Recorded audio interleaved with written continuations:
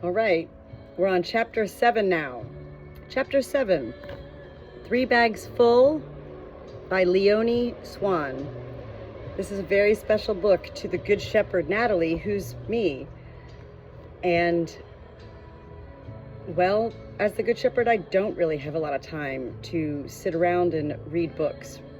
And yet, this book is so special to me because it is a sheep Good Shepherd murder mystery, which means the Good Shepherd's murdered. Come on, how could I not read this book, right?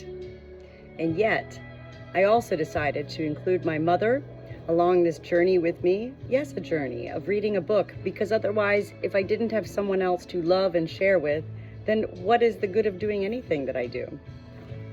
Today, we're reading chapter 7, 3 Bags Full. No one answers to Zora. A white butterfly, a milk dancer, a piece of wind silk flew by. Silk was made from caterpillars, huge flocks of little crawling worms. Humans boiled the worms and stole their skin. Sheep were shorn. Humans didn't mind whether they covered their own bare skin with worm juice or wool, so long as it was white, so long as it kept them warm. They all wanted to be as white as lambs, but they couldn't bear it. They came out in colors. They stank. They were still naked, though. That was the secret, the naked secret. Human beings stood naked before things, delivered up to things, betrayed by and betraying things. What had it been this time? A spade, wasn't that it? The memory made him shake with laughter. A singeing sadness crept up his left hind hoof. It was a fine day, and he was drowning in green. The fluttering white scrap above him had no chance against the green. The fragrant air wafted around him. The air singer willingly sank down. Green stretched all the way to the horizon. Green was the song of unreason. It grew without sense or understanding, urging all creatures to do the same, and they did. Green was the most beautiful commandment in the world. Quietly, almost imperceptibly, another voice had appeared on the horizon. The little red voice sang its way through the madness of the world. A wandering poppy, a hot breath trudged along the country road. Only a fool would have gained and ignored the red. He straightened up, puffing for breath, and peered through the tall grass. The crow on his back flew up in the air. A woman was coming down the road. She was concealed by a straw hat with a very broad brim that threw a sharp shadow right down to her neck. But she must be a young woman. She was carrying a suitcase with ease. Only a very young woman would have dared to wear such a red dress, red as the heart's blood from her shoulders to her calves. A fresh, strong scent went ahead of her, darkened by earth and healthy sweat, a scent to fall in love with. She stopped and put her case down in the middle of the road. That wasn't clever. A car could suddenly come out of the green nowhere and splash her dress over the tarmac. He didn't run the risk of going on roads himself, but the woman was not bothered. She was tall and stood well above the green, reason and fire. The grass would bow to her. She mopped her cheeks with a scarf wound around her right wrist. When she looked up at the sky, he saw her face. Only for a moment before the sharp shadow fell over her eyes and nose in the direction of the red dress. She leaned down and took a road map out of her case. A stranger, then. Not someone coming home. Or could you come home to a strange place? Could you come home at all? She belonged here, mistress of the green. But what would the pale people say? The pale people sitting in the village, chopping up their memories. She swore very well, like a drover. Then she laughed. A strange noise. Laughter. More penetrating than a bleat, and it didn't mean anything. The woman picked up her case again with a vigorous movement. You could tell she had put it down to think, and not because she needed a rest. Then, unexpectedly, she left the road. She almost found him in the tall grass.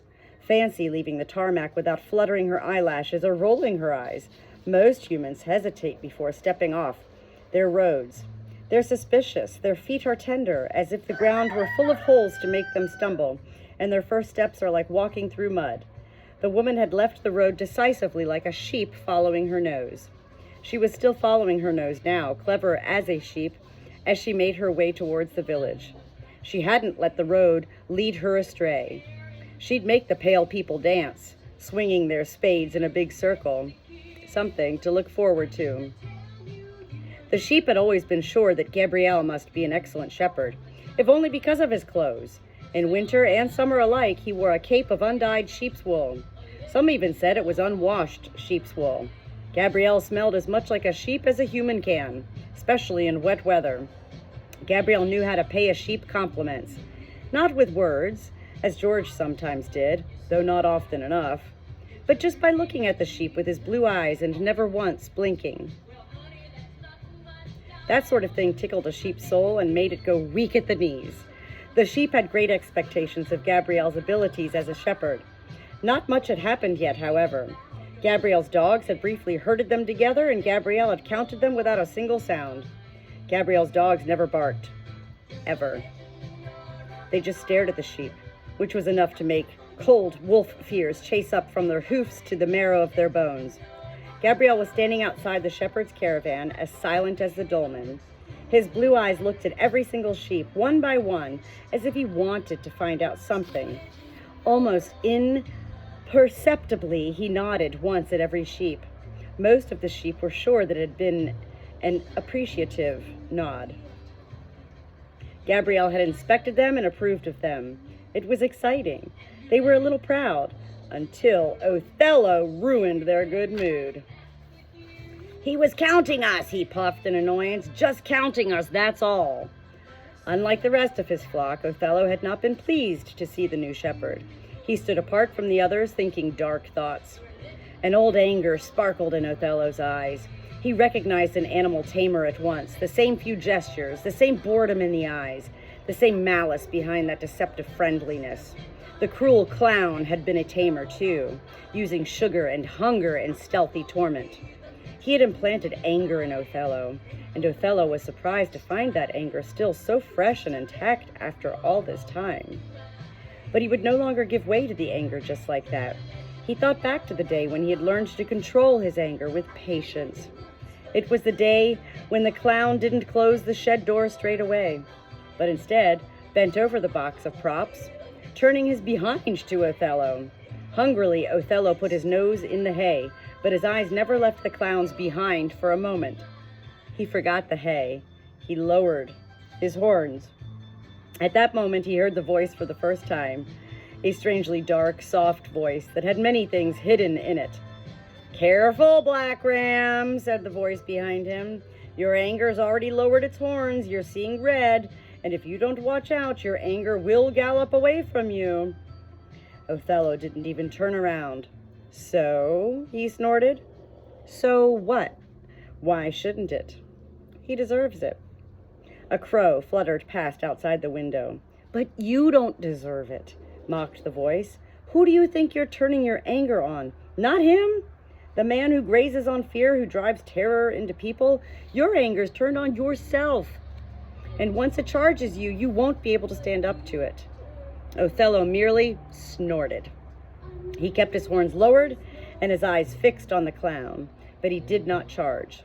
"So what?" he snorted again. The voice did not reply. Othello turned. A gray ram with mighty horns stood behind him. A ram in the prime of life, all muscles and sinews and grace of movement under the thick fleece. His amber eyes sparkled with goblin light in the dark stable. Feeling awkward, Othello looked away. The clown emerged from the props box, slammed the stable door, and walked off. The world spun under Othello's feet in his disappointment. The strange ram nuzzled him.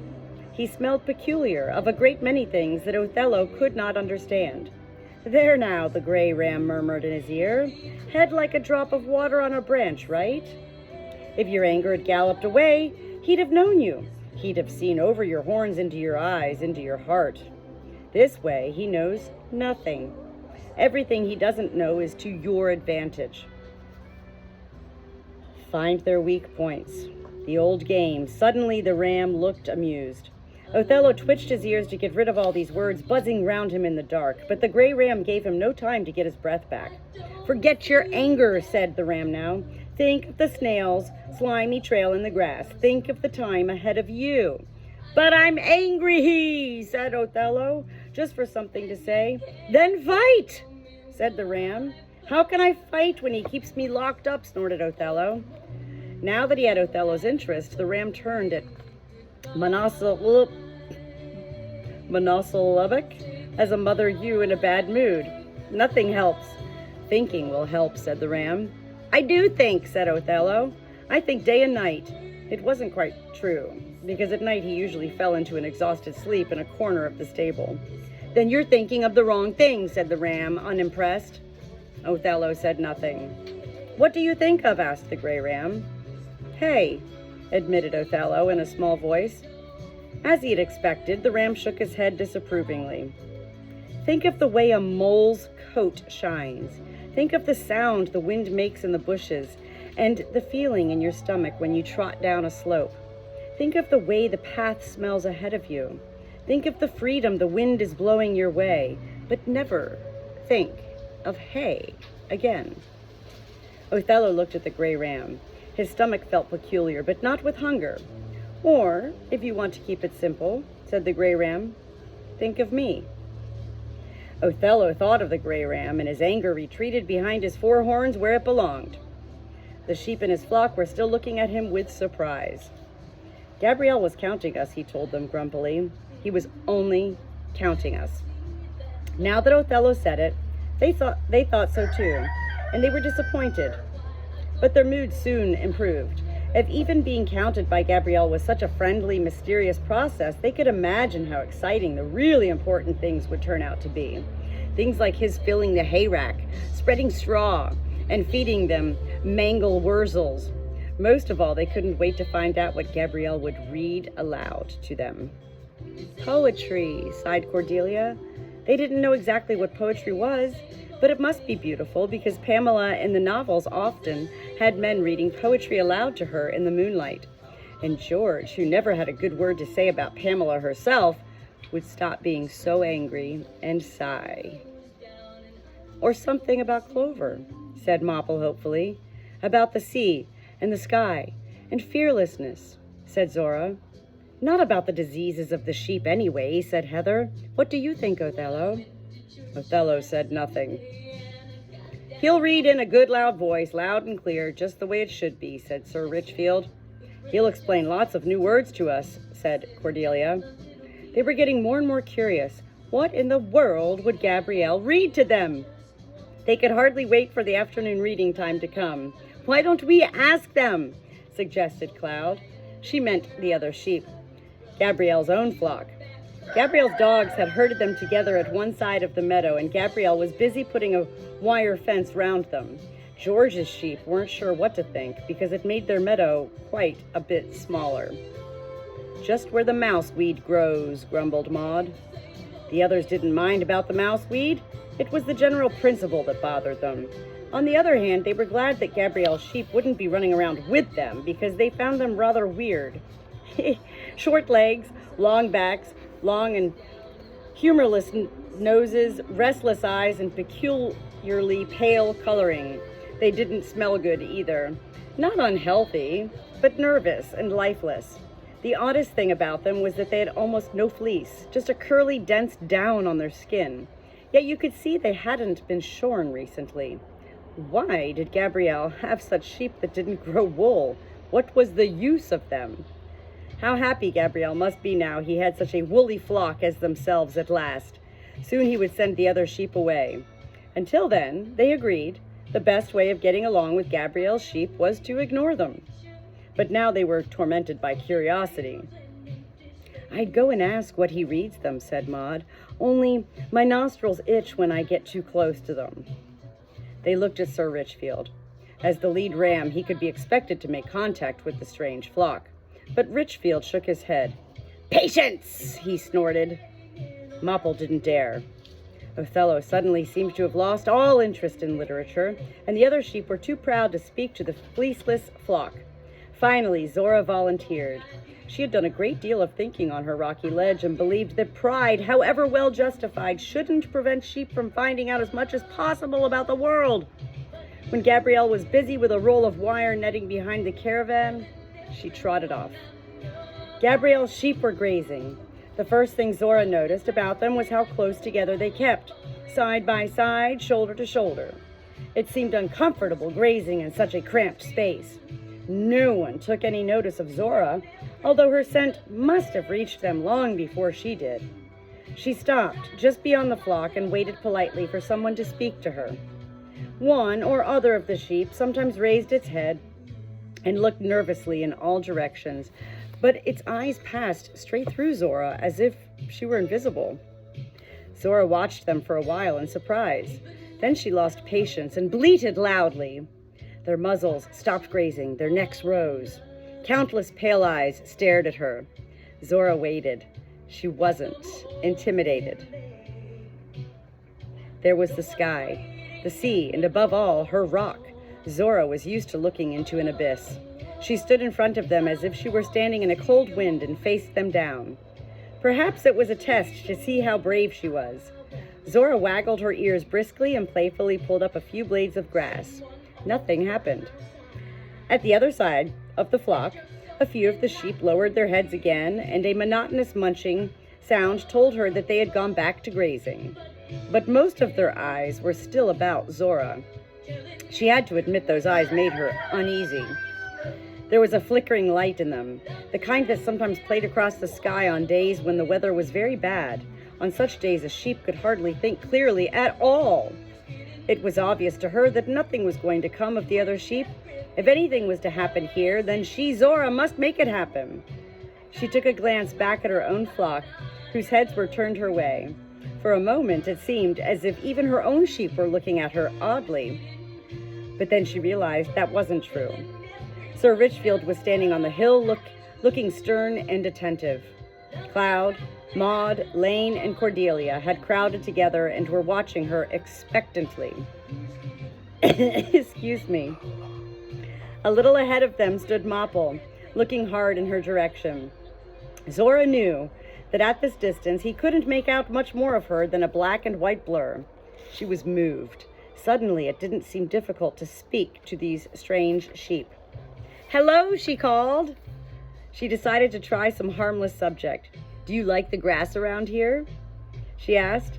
It occurred to her, too late, that this might be taken badly, as alluding to the fact that they were tucking into other people's grazing.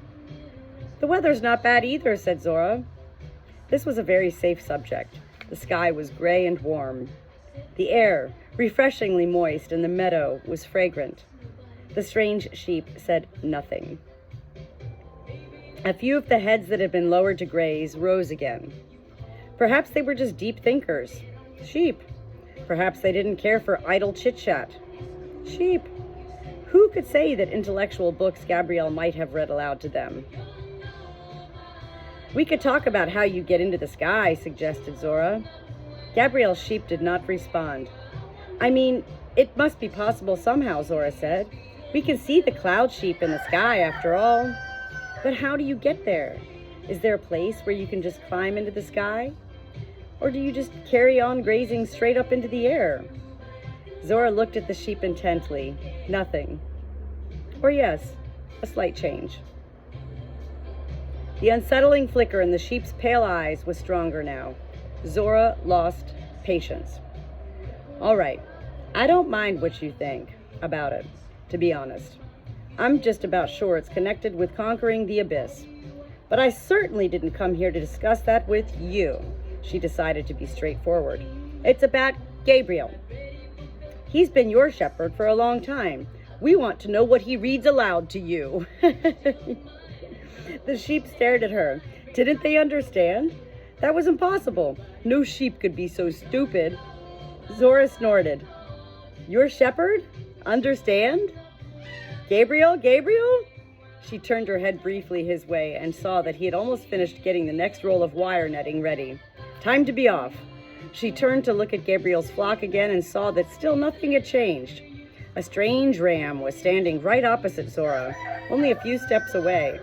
She cast him a last furious glance and stopped. Had he been there before? She couldn't recall.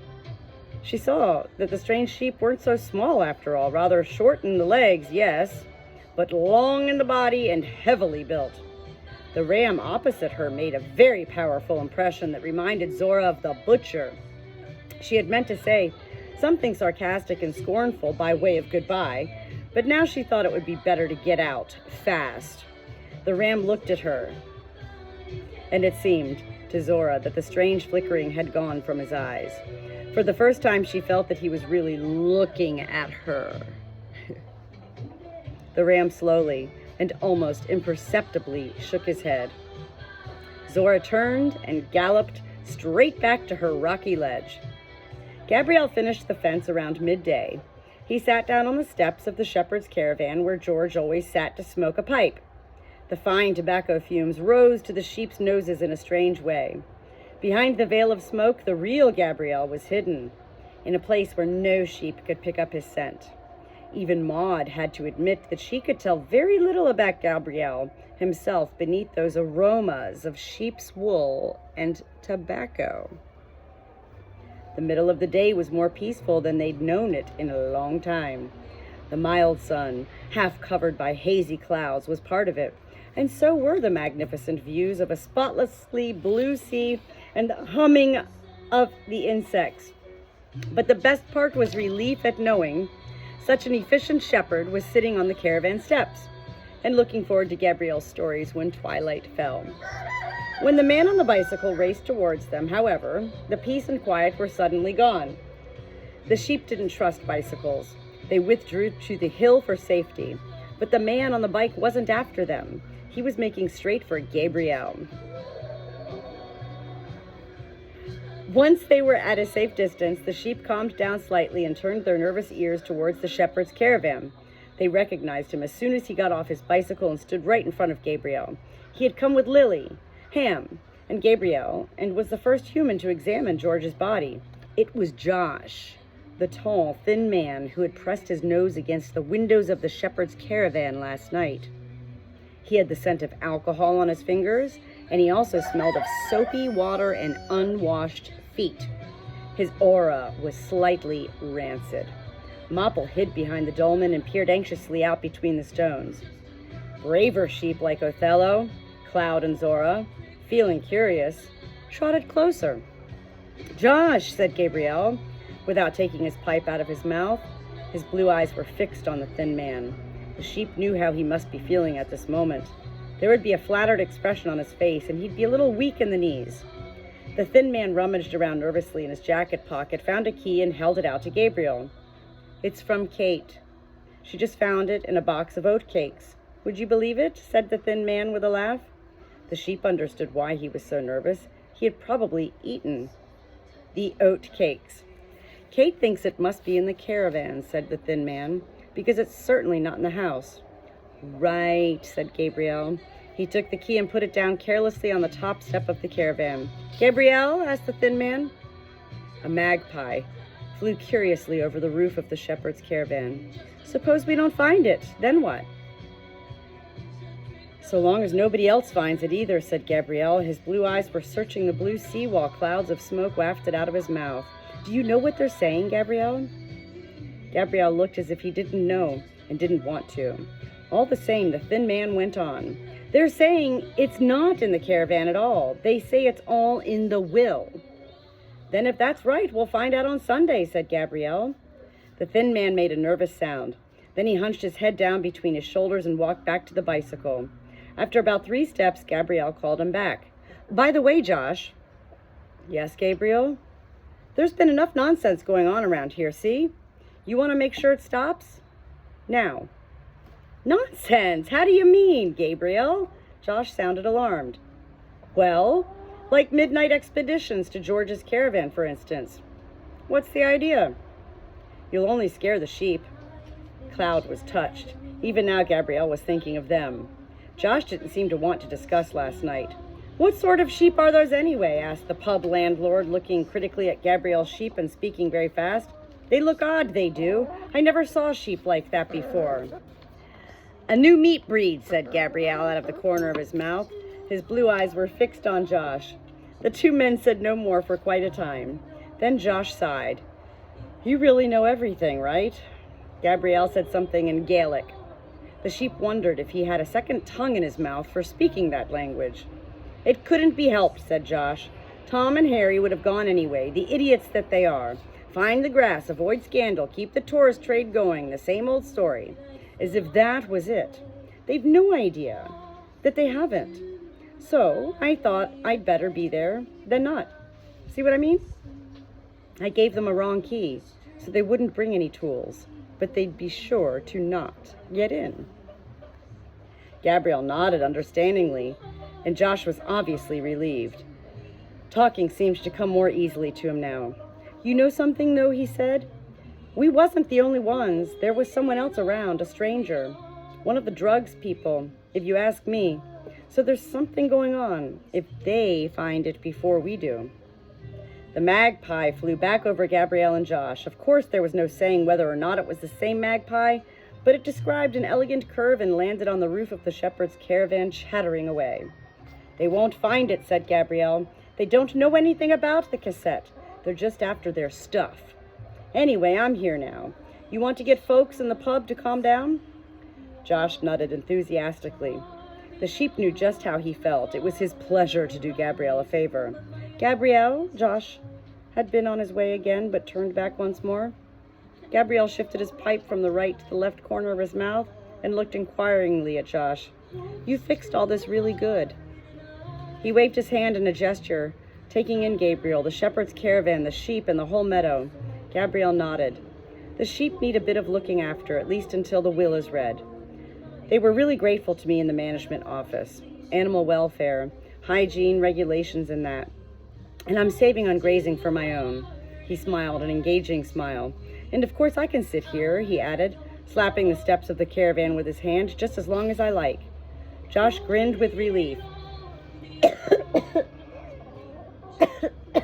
Excuse me.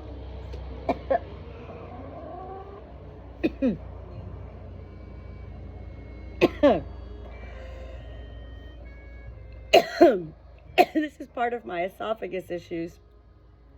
Oh my gosh. I'm amazed that I can read this much.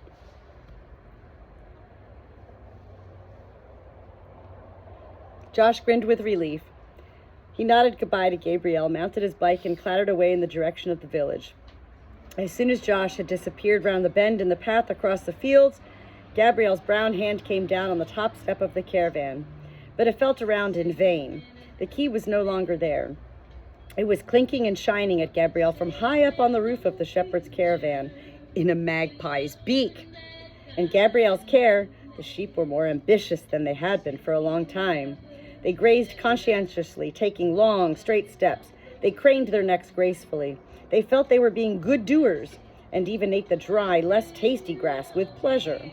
When they rested in the shade of the old hay barn, they held their heads high and watched Gabrielle out of the corner of their eyes. Gabrielle was running after a magpie, like a lamb frolicking in high spirits, chasing from bush to tree, from tree to shrub, back and forth all across the meadow. Oh, that's it. I'm so confused, because didn't I just start with chapter 7? Hold on. Did I start with chapter 8? I'm so lost. I've been reading this book for now several days. Well, anyway, that's the end of chapter 8. 3 bags full, Leonie Swan. This is a lot for me. In a multitude of ways. Reasons. Why? Reading a book aloud? Don't we all do that at some point in our lives? Me as a lady figure, a maternal figure, raising my own daughters. Of course I've read out loud most of my life. And yet this, reading aloud of this book, 3 bags full, is most special to me because it is not for a child. It is for my mother, and it is for me, who otherwise, if I didn't create it to be for my mother, would not allow it to be for me. So I'm grateful to be sharing this book in audio, video mode for my mother.